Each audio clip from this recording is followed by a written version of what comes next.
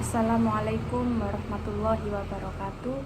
Perkenalkan, nama saya Auliana Diva Widiawati dari jurusan Tasawuf dan Psikoterapi, Fakultas Usuluddin dan Filsafat. Di sini saya akan menjelaskan materi dari psikologi transpersonal, yaitu tentang konsep meditasi dalam perspektif tasawuf dan psikologi transpersonal. Sebelumnya saya akan menjelaskan tentang definisi dari psikologi transpersonal. Apa sih psikologi transpersonal itu? Psikologi transpersonal yaitu disiplin psikologi yang menelaah topik-topik terkait dengan variasi dimensi tingkah laku yang berhubungan dengan pengalaman transpersonal.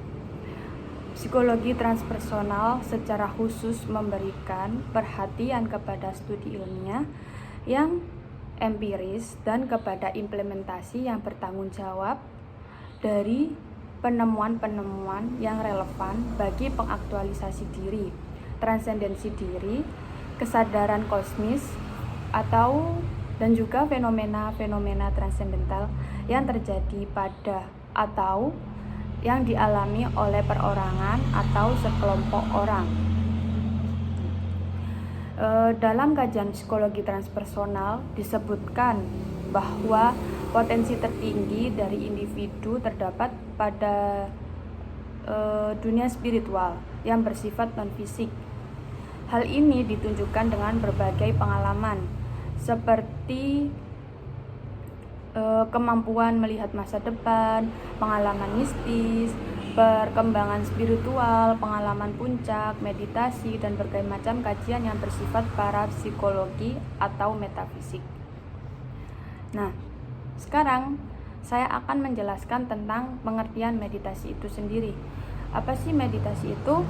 Jadi, meditasi adalah latihan konsentrasi terhadap suatu hal yang mencapai kesadaran yang lebih tinggi sehingga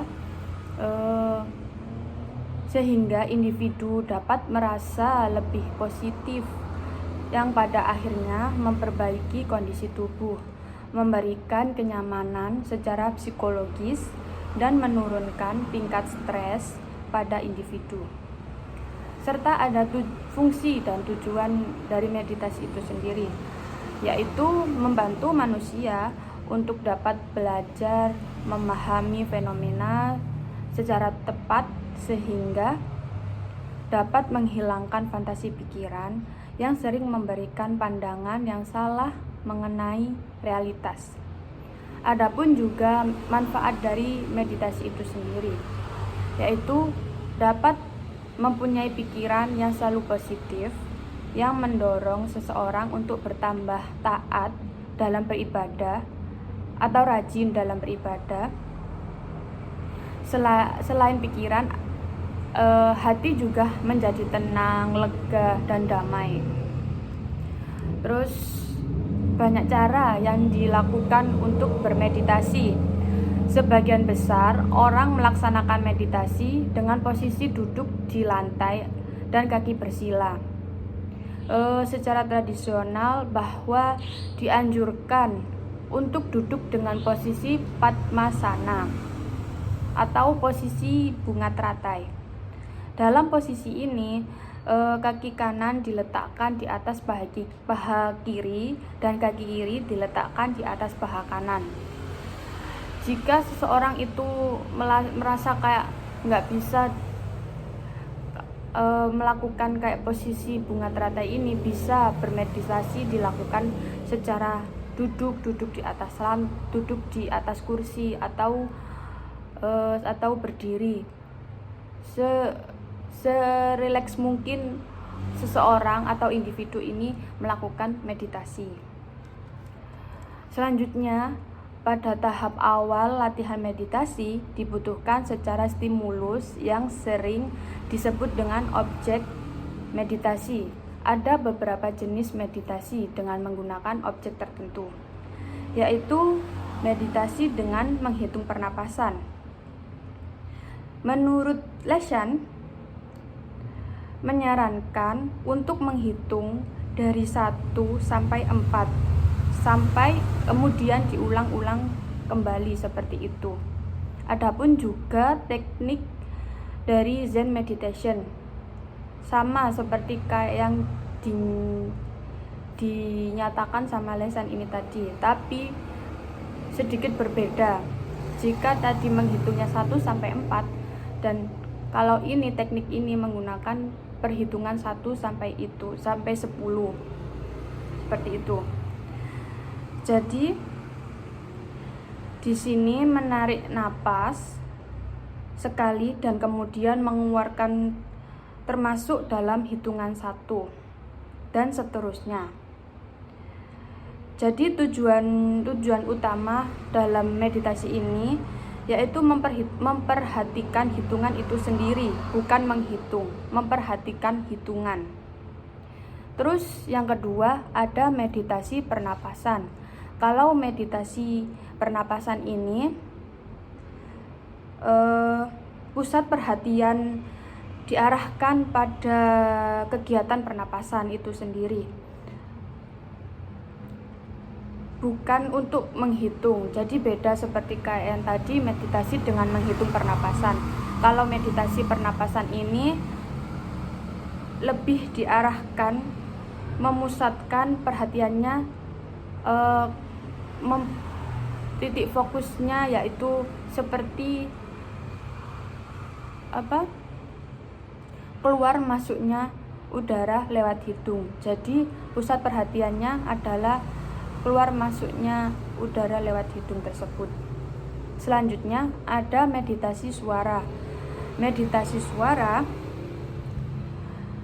pusat perhatian dari meditasi suara ini yaitu pada suara itu sendiri, baik yang ada di dalam diri maupun atau suara yang ada di sekitar. Meditasi suara ini bisa disebut dengan teknik meditasi penyadaran suara. Selanjutnya ada meditasi visual. Meditasi visual ini objek yang digunakan sebagai meditasi yaitu misalnya seperti pulpen ini. Pulpen ini diberi jarak sama orang yang bermeditasi itu sekitar 2 sampai 3. Terus orang yang melakukan meditasi ini memandang pulpen tersebut selama 5 menit. Dan jika merasa lelah, berhenti sebentar dan dilakukan seperti itu kembali. Selanjutnya ada meditasi mantra. Meditasi mantra yaitu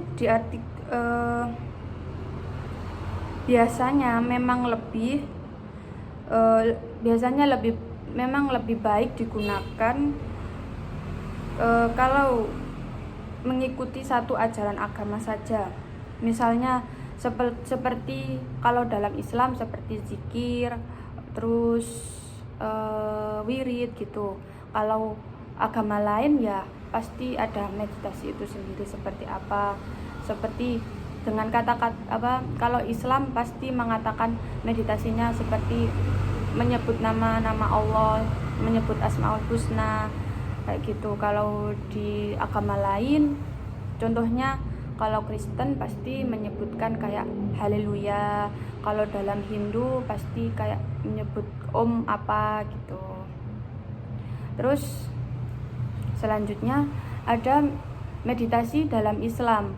Kalau meditasi dalam Islam diajarkan dalam tasawuf.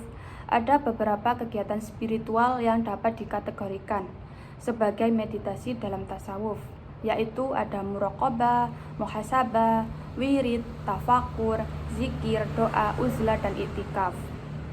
Seperti itu. Demikian penjelasan materi tentang konsep meditasi dalam perspektif tasawuf dan psikologi.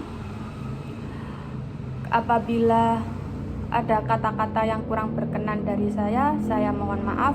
Wassalamualaikum warahmatullahi wabarakatuh.